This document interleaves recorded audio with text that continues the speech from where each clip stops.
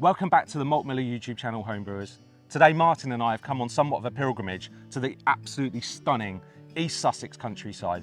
We're here for a very particular reason though. Martin, why are we here? We're here to visit one of the most interesting brewers in the UK, and that is Burning Sky.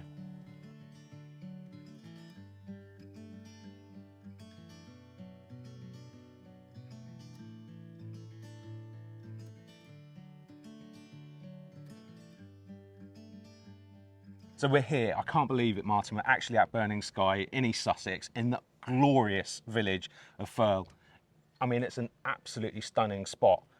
The thing that's brought us here though is our love for Burning Sky's beers, and I mean, you've been a fan for a very long time, haven't you? Yeah, I mean, you know, when we come up with these lists of where we want to go, what we want to learn, this has been high on my list for a long time. Yes, absolutely. I'm in love with their core beers. They're kind of like clean beers, the things you can buy in can, the stuff you can find on cask, which is just absolutely gold. Yeah.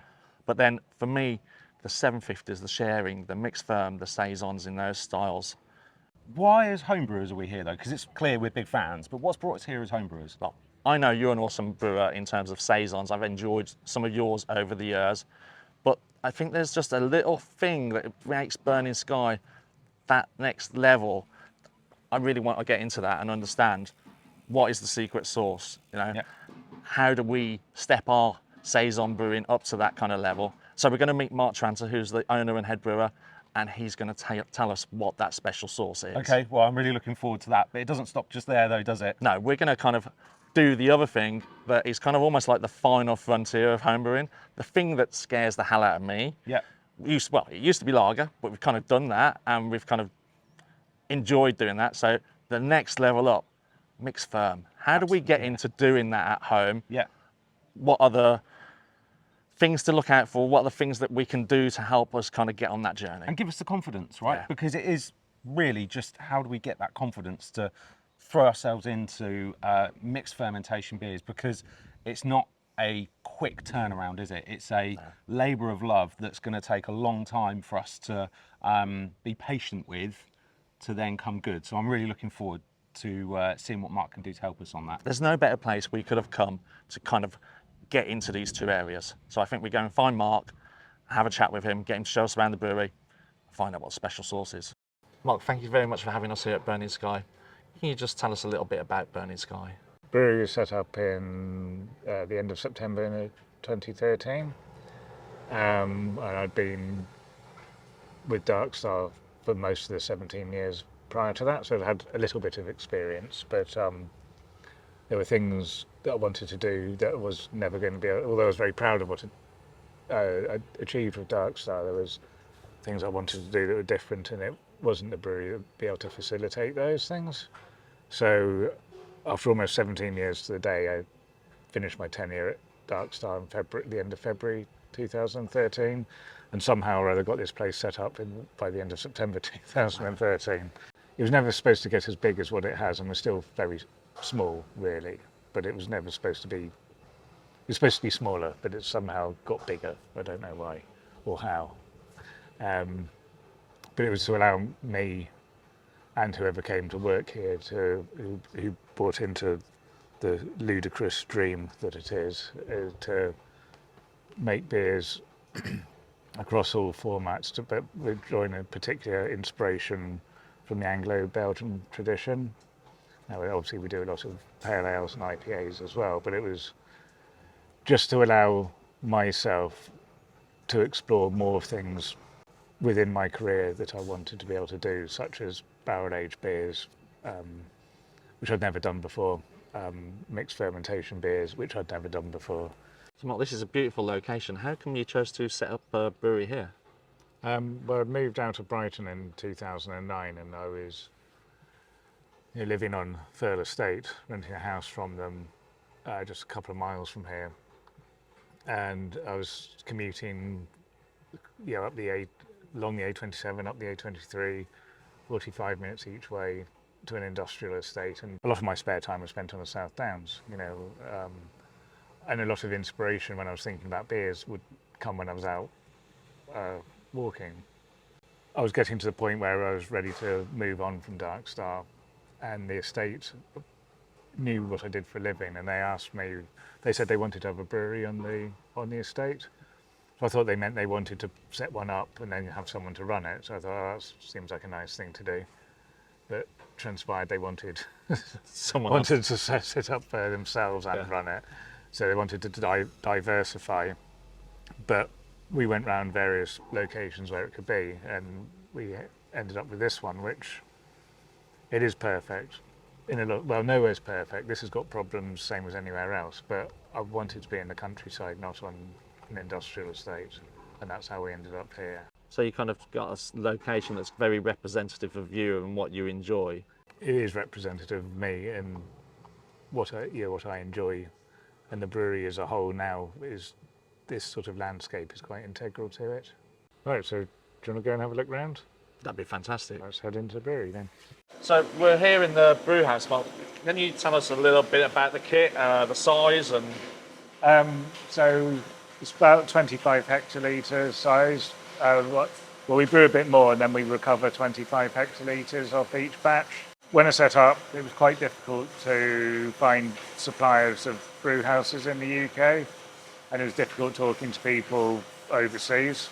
So there's a company that I'd worked with before, drew out on back of a fag packet what I wanted in terms of our mash tun, our kettle, how I wanted it to work, and they made it for us, and then they went on to set up their own company, and they're people I work with. They've more or less done everything in here. They've supplied all the tanks. So we've got 9 cylinder conical vessels, single infusion mash, but we do have a mixer. So I knew I'd always want to do lambic inspired beers, so I put that mixer in so we could do step infusion by underletting hot liquor. All the heating's done by steam, so we've got copper. We do use leaf hops in the hot side in all our beers because I feel that they give something like a textural quality to the beer that you don't get from pellets. yeah? But then I designed the copper also so it could be a whirlpool if we needed to switch over. Up on the top we've got our tool ship that everyone gets very excited about. And then right down the far end we've got a counter pressure canning line. And I wanted a counter pressure one as opposed to an open fill because we do put diastaticus beers through and the odd mixed fermentation beers. It means we can wash it super hot and then do an acid wash, and everything's an enclosed wash so we know every single part's getting clean. And the same, we've got our own keg washer filler, and same with that. We know all our kegs are going to be clean to our standard. We're not worried about kegs coming into us clean to other people's standards, So there's no fear of cross-contamination because you're able to take it out. And we can acid wash that. It just takes away the fear factor of it. It just makes maintenance more expensive. So Mark, I felt automatically drawn here because I noticed your mill, very similar to the ones we use at the malt miller. Right. So obviously that means you're buying whole malt, Yeah. crushing it fresh, Yeah. and then straight into the kettle. Exactly. Straight into mash. Yeah. So we mill as we're mashing in, and the mill keeps up as fast. The auger won't go any faster anyway. So that's great. It means the malt's always freshly crushed. We don't have like loads of dust billowing around. I spent the first 10 years of my brewing career like just getting covered in malt dust, and it's not that pleasant. So we're mill fresh as we're mashing in. So it goes from here up. Gets augered up and drops straight into the mash tun. And then I say we've got the mixer just to make sure everything's homogenised properly. So having that kind of fresh as possible malt, really important to your beer quality. For me, yes. Yeah. And then obviously we've got the hops as well, which are ready to go into the brew that's going on today. Yeah. A mixture, you touched on the fact that you like using whole leaf hops in the oil. Yeah, we're actually brewing Saison Houblon today. So it's a mix of predominantly lager malt and then some wheat malt in it as well. And then we've got Solea and Strisselspelt hops, which we could open up a fresh bag and have a sniff, if you like. So that's the Solea, I think. These are the Solea. They're just a lovely noble hop. Yeah, we use a lot of this ourselves, actually. We use just about all our Saisons have Solea in them. Then Stristle Spelt is something we use predominantly just in the houblon. Again, it's just got that nice sort of earthy European quality to it. Yeah, it's not too overpowering. It doesn't feel like it would be spicy in there. Yeah, and it just goes very well. The Solea's got a bit more sort of lemon and cut grass aroma to it. So together they're just like good harmonious hops. So behind us is the canning line you briefly touched on. Canning is just one form of packaging that you guys use. I've seen your beers in cans, cask, keg, bottles. Bottles, yeah. How does that kind of split work within what you're producing? Well, the majority of our beer goes into cask or keg. We run the canning line anywhere between once and 3 times a week. So we generally pack it like any new beers or one-offs. So a lot of it go, about 25% into can, the rest into keg. Keg and cask accounts for about 80% of our production, or maybe 70 to 80%. And then the bottles are specifically for the barrel age mixed firm beers. That's maybe 10% of what we do overall, as in our production. So we do 12 bottle releases a year. Usually group them into bunches of 2 bi-monthly. Yeah. And they're all about 25 hectolitres each. Then we do have some stuff from the mixed firm stuff that goes through the canning line, like the petite Saison and the various fruited iterations of that are coming out now. We've got Brett Pale Ale lined up that's going to be coming out. That's been aged in oak. And we've also got a riff on Saison Provision, like a different lower ABV version that's going to get light dry hop. And that's going to come out in time for our 10th birthday as well. So predominantly all our clean beers go into keg or can. Our Saisons, we do ones in keg and can, and then we have specific ones in bottles. And then the cask beers are cask beers, and they are only in cask. They're designed to be cask beers. Each beer is designed for the format it appears in at the end. So Martin, I guess we talked all about the beers, and I've mentioned the barrel store a few times. Would you like to go and have a wander over and have a look at that? Definitely, yeah, let's go and have a look. Thank you very much for bringing us into the barrel store. I feel like I need to whisper. It's very peaceful in here. It's not just barrels, though. Can you just explain what you've got in here and the vessels that we've seen around us? So we've got these 4 oak fooders that we're beside. These 2 upright ones were commissioned by Garbolotto in 2013, although they only arrived in 2014. But back then, trying to buy an oak vessel of this size, unless you're in the wine industry, was quite tricky. And but eventually got there, and these arrived. And then they also said, "Oh, by the way, we've got 2 other cask-shaped ones available second hand. Would you like them?" And I was like, really excited. So I thought, okay, I'll have those as well. And then we ended up buying. Then they thought, "Oh, this guy's gullible." So we bought 6 750-litre ones from them, second hand. And then we've got 10 500-litre barrels which aren't currently in use, which are ex-cognac ones, and then we've got 100 to 120 ex-wine barrels, predominantly white, ex-white wine, but some ex-red wine. And then we've got 2 tanks for fruit additions when we're doing that, and then a packing tank for doing the blending. If we're doing a fruited beer, we've got like a filter, so we filter through before it goes to the packing. And then bottling, corking, labelling. It's just like a little separate operation over here.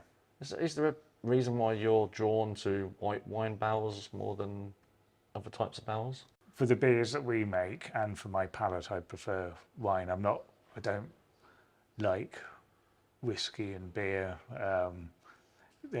Bourbon, I like that with like stouts, but it's not the sort of thing that we really do. So the wine, with a wine barrel, when they're made, they have 3 uses for white wine, and then generally 5 uses for red wine. And that's the point. So we can either buy them when, obviously the younger they are, the more expensive they are to buy. So if we get a white wine one that's usually had 3 uses, well, that's good for us because it's taken a lot of the fresh oak character out, which can give like a apparent sort of sweetness to the beer. The fresher they are to us in terms of they've just been, had wine in them, and the more wine character will impact onto the beer. So we tend to not use just 100% new barrels for a batch of beer. We might use like say 30 to 50% if that's what I want from the beer, or otherwise we'll just carry on reusing our beers, which imparts a lot of house character because they've been used that many times. They taste what makes Burning Sky barrel aged beer taste like a Burning Sky beer. So you're not after that oaky, charred flavour in the beers. Not at you all. Are I mean, after we that want wine. some sort of subtle oak character, but it's more about the yeast. So the with us. barrel is really the wood is really the home for the culture. Yeah, More than anything else. because the yeast would live in the wood, and the more they've been used, the more the barrel, the vessel will taste like who's made it. In terms of fermentation, so all of the fermentation's taking place in the wood for the mixed ferm. It's not done in tank, it's all done in wood. So we start like primary fermentation in the brew house, Okay. and we'll do 75% of the fermentation in still. Right. And then we'll drop the temperature a bit and crop the yeast. Then it would either go into barrel or fooder. And then for me, it's important to have some of the fermentation happen in the barrel, but it's like a very gentle, long fermentation. What kind of time what length of time would that be? Minimum of 3 months. Sometimes longer. Well, often longer, but no less than 3 months. And it's also weather dependent. So depending what time of year it is, see, the colder it is, the slower the fermentation will be, and we can't control the temperature in this room or on the barrels themselves. So then from the barrel or the fooder, they then come to these tanks. Yeah, so if it's like a straight barrel aged beer, they'll just go into the larger packing tank ready for bottling. And with fruit additions, these tanks are still like 30 hectolitres. They're just single skins, they look smaller. And we've had filters in them, so we'll load the fruit in, and usually about 250 to 300 kilos of fruit, and then put the aged beer on them, and then they'll sit on the fruit for usually about 3 months. So you're never putting the fruit into the barrel itself? No, we put them into feeders once, and then my friend Pierre Tilcan sort of chuckled to himself and said, "Oh, what, you put the fruit in oak? That is for medieval times." And it was like, yeah, I guess it is a bit arduous. So then the opportunity to buy a couple of these tanks came up, and that makes life easier. Yeah. And to be honest, I think the beer is better for being aged in oak first without fruit, and then having a separate aging with the fruit. It gets the character of both aspects. So when you've then emptied the barrel, what happens to the barrel then? Gets refilled pronto. So you're not cleaning it and stripping out the goodness, which is the bugs. The small barrels we might wash and sulphur because they'll dry quite quickly. With the oak fooders, we fill them within 24 hours because they take a lot harder to for us to dry out and then sulphur. So we want them to turn over, not be empty. So in terms of packaging, the mixed firm is going into what is almost like a champagne bottle. When I started, again, there was very rare in the UK to have beers going into champagne bottle. I sort of doggedly thought, well, if the Belgians can do it, then we can. And it's like, I just like them. Also, they're very robust. They take 6 bar of pressure.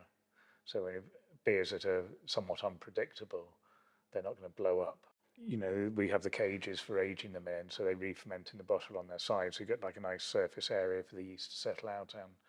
And then that's their bottle condition. They're usually, if they're put in the warm room, they'll be conditioned with the yeast would have done its work within 2 weeks. But we'll leave them for longer before they sail, before they go on sale, just so that the beer rounds out nicely. So when you're putting the beer into the bottles, before the cork goes in, you're also using bottling yeast as well in there, or you? Yeah, so we're using a bottle conditioning yeast and then adding primings to them as well. We're not all the beers, with the exception of blending different ages of coolship beers, we need to bottle condition and prime the beers. There's not enough left in them for it to become carbonated. So any dregs in the bottom are not your house culture, they are literally the I'm bottling afraid yeast. not, yeah. Okay. Mark, thank you so much for spending some time with us today and showing us around the brewery. It's ticked a massive It's been a box pleasure having you down. It's just like day of dreams. Now, as well as kind of giving us your time, you've also kind of kindly agreed to share a couple of your recipes with the homebrew community. Yes. So we're going to, they're simple recipes, but it's how you execute them that's important. So we're going to do a clean Saison, which is, well, by chance is what's brewing today, which is Saison Houblon. And then for mixed culture, mixed fermentation, we're going to look at our DNA beer, which is Saison Provision. But we've spent enough time in the brewery, so I think we better go and try a couple of beers and talk about them elsewhere in a pub that's quite been important to me on my beer journey. That'd be fantastic. Let's go. In part 2 of this collaboration with Burning Sky, Mark takes us to Brighton and the Evening Star pub, the birthplace of Dark Star Brewing and where Mark's journey with brewing began. He'll be taking us through the details behind the 2 recipes that Burning Sky have shared and how you can start your own journey with their style of brewing. So if you've enjoyed this video, be sure to subscribe to our channel and have notifications turned on so you don't miss the next part in this wonderful story.